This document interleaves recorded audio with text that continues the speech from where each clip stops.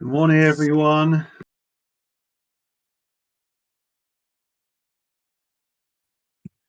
Good morning, everyone. Today's learning is dedicated in memory of Yaakov David ben Shlomo Melech Elliot, Rachel Gittel bas Shlomo Yehuda Goldberg, Shimon ben Yosef Cohen Tendler, Lucy bas Yitzchok Sasson, and Bluma bas Hillel Myers, as well as Leah bas Bible, Sylvia bas Mordechai, Avram ben David Slavin, Shlomo ben Yisrael Morris, Eliezer Shalom ben Avram Shmuel Berech, Tipera Fekel bas Reuven Baruch, Shalom ben Elia Lee, Ben bas Bible, Prumish Shoshana bas Yaakov Shmuel, Sarah Malka bas Ben Yomin, and Yirmiyahu Yechiel ben Chavim Moshe Eliezer.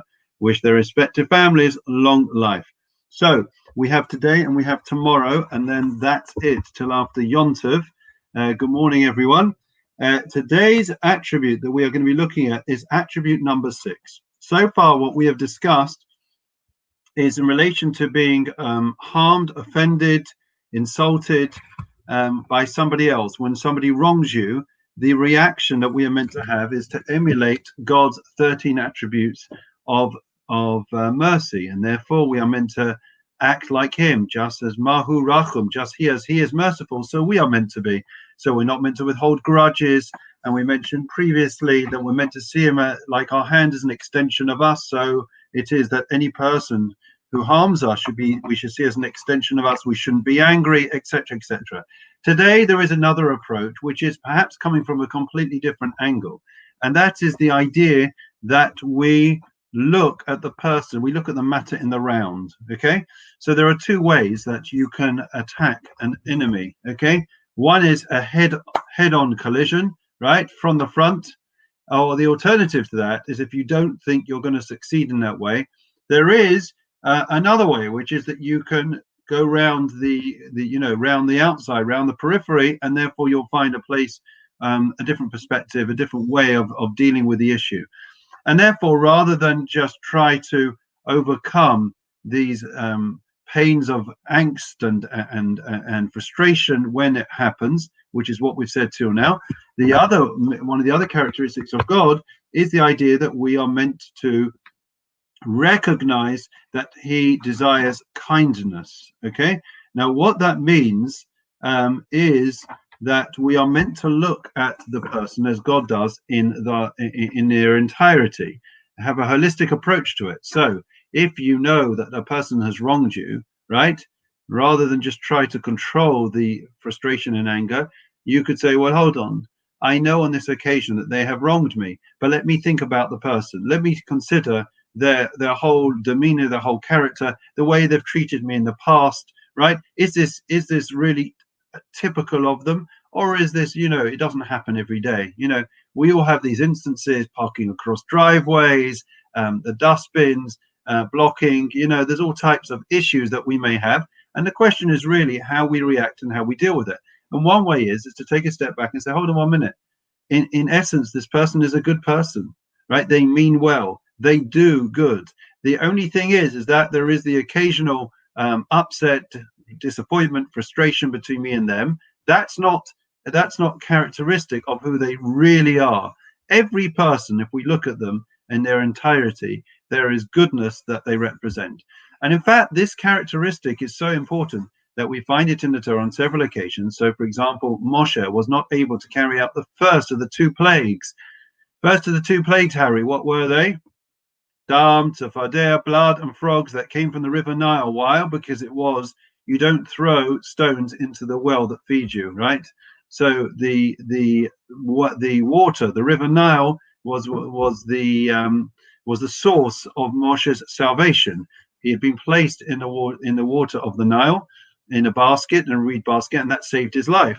So therefore, it wasn't appropriate for him to smite the water. Similarly, he wasn't allowed to do the third of the plagues, which was the lice, which was to hit the dust of the earth, and that was because it was the dust of the earth that had covered up the Egyptian that he killed, and therefore it did not become known to the Egyptians that Moshe had saved one Jew's life at the expense of an Egyptian.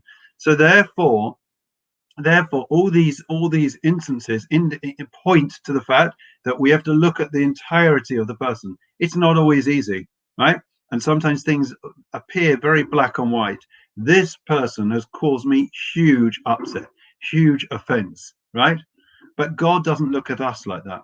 Okay, when it comes to Rosh Hashanah and Yom Kippur, every detail is scrutinized by God, for better or for worse.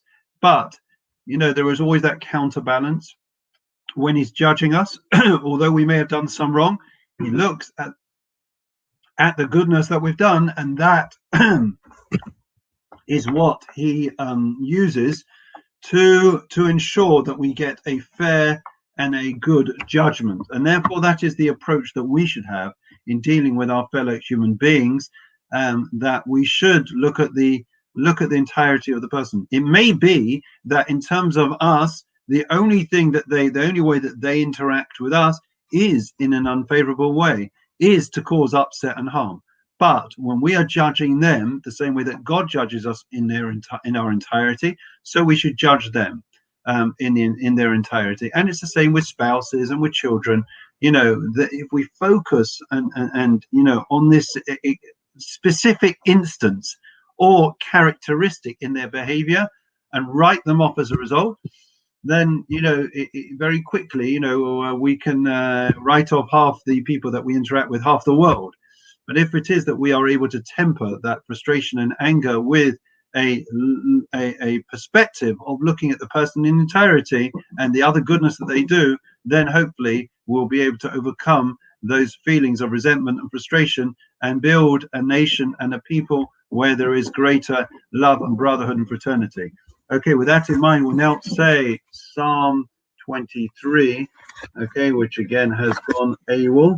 Okay, let me just see if we can get the exact English. If not, okay, I don't know where it's gone. The Lord is my shepherd; I shall not want.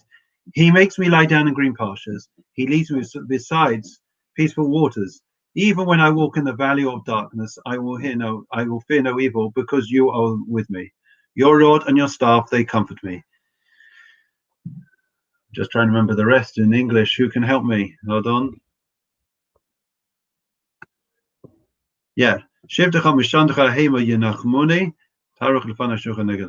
And therefore I will dwell in the house of the Lord all the days of my life. Okay, I think that's it. Okay, if we missed any one line out, you'll forgive me. Chatati aviti pashati, and you can write it in the column in the chat column. Okay, we've now come to the prayers for memorial prayers and the prayers for Refuah Shalema. So, firstly, the memorial prayer. And firstly, before we go further, just a big mazel tov to David Berman, who is celebrating his son's wedding today, which was brought forward last minute. David, we wish you and all the family a big mazel tov. Adon Elohim Zacho Es Nishma Es Leah Bat Spivol Tzivi Bas Mordechai Abram Ben David Slavin Shlomo Ben Yisrael Morris Eliezer Shalom Ben Avin Shmuel Beretz Tzipora Fegel Bas Reuven Baruch Shalom Ben Elieli Ben Bas Spivol from Rosh Hashanah Bas Yaakov Shmuel Sarah Malka Bas Ben Yomin Yirmiyahu Yechiel Ben Harachav Moshe Eliezer Shalchu Yaakov David Ben Shlomo Melech Elliot, Rachel Gittel Bas Shlomo Yehuda Goldberg, Shimon Ben Yosef Cohen Tendler, Shalchu Lilamam Bagan Eden Tayman Ochasam Malachim Balarachamim, Yasrim Beseisa Kanafavil Lambim, Viatzobas Rein Sishmasam, Adonai Nachlasam, Vianuchu Bishlomish Kavam, Venamar Amen. Correct, Estelle. Yes, anointed my head with oil, my cup overflows. Thank you very much. Okay, we'll make sure we say it tomorrow. Lastly, the Refuah Shalema prayer.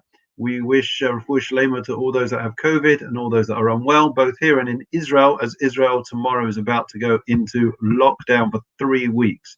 A serious lockdown. I think they're not allowed to venture out more than 500 meters.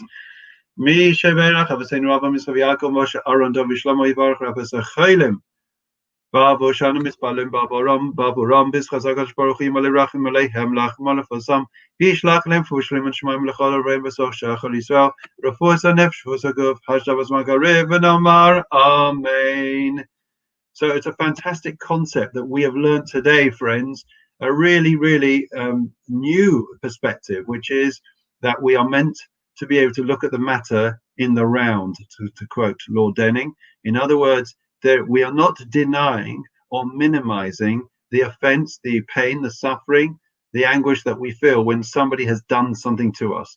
But what we are saying is, when I'm judging a person, look at the entirety of the person the same way that God does. Don't just judge them on this specific instance or this specific behavior. Look at all their behavior and all their good deeds as well. Have a great day. Look after yourselves. Keep well. And we are now in the rundown to Rosh Hashanah. Very, very exciting. Keep safe. Keep well. See you tomorrow.